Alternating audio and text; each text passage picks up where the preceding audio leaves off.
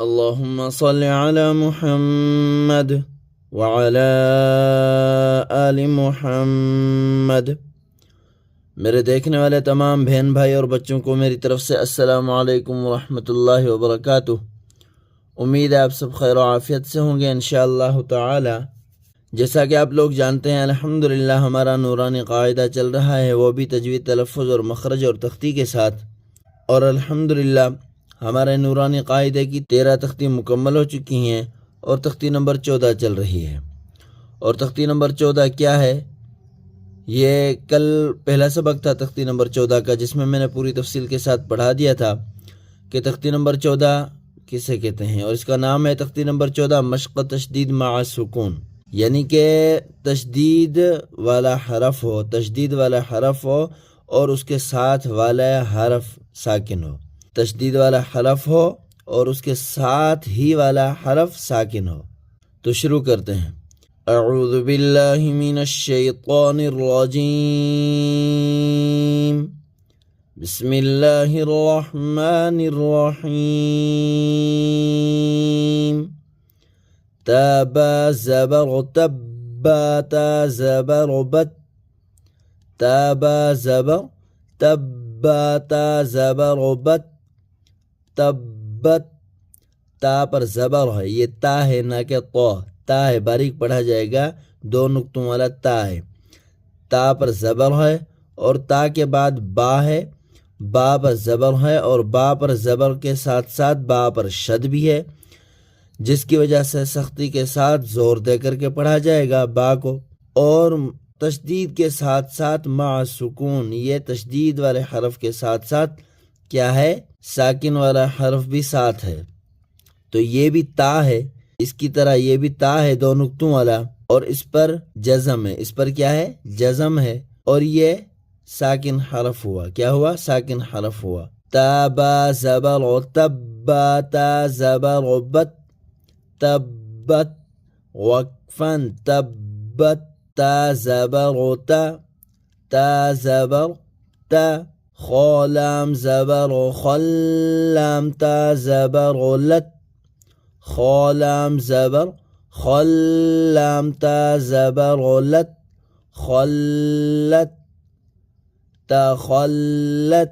یہ پہلا حرف تا ہے، تا کو باریک پڑھا جائے گا اور تا پر زبر ہے، تا کے بعد خا ہے، خا کو پر یعنی موٹا پڑھا جاتا ہے، خا کے اوپر زبر ہے، خا کے بعد لام ہے، لام پر زبر ہے، لام کو باریک پڑھا جاتا ہے، لام پر زبر ہے، اور لام پر زبر کے ساتھ ساتھ لام پر شد بھی ہے، جس کی وجہ سے لام کو زور دے کر سختی کے ساتھ پڑھا جائے گا، اور لام شد کے ساتھ ساتھ ساکن والا حرف بھی ہے، لام شد کے ساتھ ساتھ کیا ہے؟ ساکن والا حرف بھی ہے۔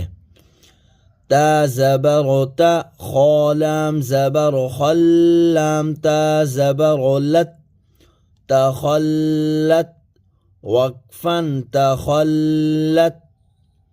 قاف دال زبر قد، دال میم زبر دم، قاف دال زبر قد، دال میم زبر دم، قدم، تا پیش تو، قدمتو۔ پہلا حرف قاف ہے، پہلا حرف کیا ہے؟ قاف ہے، جو کہ حلق سے نکلتا ہے، حلق کے درمیانی حصے سے۔ حلق کے 3 حصے ہوتے ہیں، نہ اوپر والے حصے سے نہ نچلے والے حصے سے، یہ قاف ادا ہوتا ہے بیچ والے حصے سے، درمیانی حصے سے، اور قاف پر زبر ہے، قاف کو پر پڑھا جاتا ہے۔ قاف دال زبر قد، دال میم زبر دم، قاف کے بعد دال ہے، دال پر زبر ہے، زبر کے ساتھ ساتھ دال پر شد بھی ہے، جس کی وجہ سے دال کو سختی کے ساتھ زور دے کر کے پڑھا جائے گا۔ دال کے بعد میم ساکن ہے، دال کے بعد کیا ہے؟ میم ساکن ہے، دال میم کو آپس میں ملا دیا جائے گا ساکن کی وجہ سے، اور میم ساکن کے بعد تا ہے، تا پر پیش ہے، یہ 2 نقطوں والا تا ہے اور اس پر کیا ہے؟ پیش ہے، اور یہ باریک پڑھا جاتا ہے تا۔ قاف دال زبر قد، دال میم زبر دم، قدم، تا پیش تو، قدمتو، وقفن قدمت قدمت اس طرح نہیں پڑھا جائے گا. کس طرح؟ قدمت بالکل بھی نہیں، قطعا نہیں. میم ساکن غنہ نہیں ہوتا ہے، میم ساکن غنہ نہیں ہوتا ہے، میم مشدد غنہ ہوتا ہے. یہ میم ساکن ہے، جزم والا میم ہے تو یہ کیا ہے؟ میم ساکن ہے. اگر میم پر شد آ جاتا تو یہ میم غننے والا ہوتا، لیکن یہاں پر کوئی ایسا قانون نہیں ہے، یہاں کوئی غنہ نہیں ہوگا. قدمت وقفن قدمت. آخری حرف والی حرکت جو ہے وہ کیا ہو جاتی ہے؟ حذف ہو جاتی ہے. وقف کی صورت میں آخری حرف کی حرکت حذف ہو جاتی ہے، آخری حرف ساکن ہو جاتا ہے. واو صاد زبر وص صاد با پیش صب. واو صاد زبر وص صاد با پیش صب. ح زیر حی والصبحی. یہ واو ہے، یہ کیا ہے؟ یہ واو ہے. اس پر ہونٹ گول ہوتے ہیں. واو کو ادا کرتے وقت ہونٹ کیا ہوتے ہیں؟ گول ہوتے ہیں. واو پر زبر ہے، واو کے بعد صاد ہے، صاد پیش والا ہے.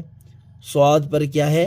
صاد پر پیش ہے، اور پیش کے ساتھ ساتھ صاد پر شد بھی ہے، جس کی وجہ سے صاد کو زور دے کر کے پڑھا جائے گا، سختی کے ساتھ پڑھا جائے گا، اور صاد کو پر یعنی موٹا پڑھا جاتا ہے. صاد کے بعد با ساکن ہے. کیا ہے؟ با ہے، اس کے اوپر جزم ہے، تو با ساکن ہوا، اور با حروف قلقلہ میں سے ہے، اس لیے یہاں با کو ہلا کر کے پڑھا جائے گا. والصب، والصب نہیں، والصب. با کے بعد ہا ہے، ہا نہ کہ ہا. ہا ہے حلق کے اوپر والے حصے سے. حلق کے میں نے 3 حصے بتائے تھے، اوپر والے حصے سے ہا ادا ہوگا. یہ ہا ہے، اور اس پر زیر ہے، اور اس پر کیا ہے؟ زیر ہے.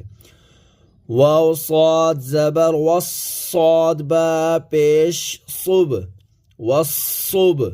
ح زیر حی والصبحی وقفن والصبح. تو میں امید کرتا ہوں انشاءاللہ تعالی پورا سبق آپ لوگوں کو آسانی کے ساتھ سمجھ میں آ گیا ہوگا، میرا سمجھانا آپ لوگوں کو سمجھ میں آ گیا ہوگا.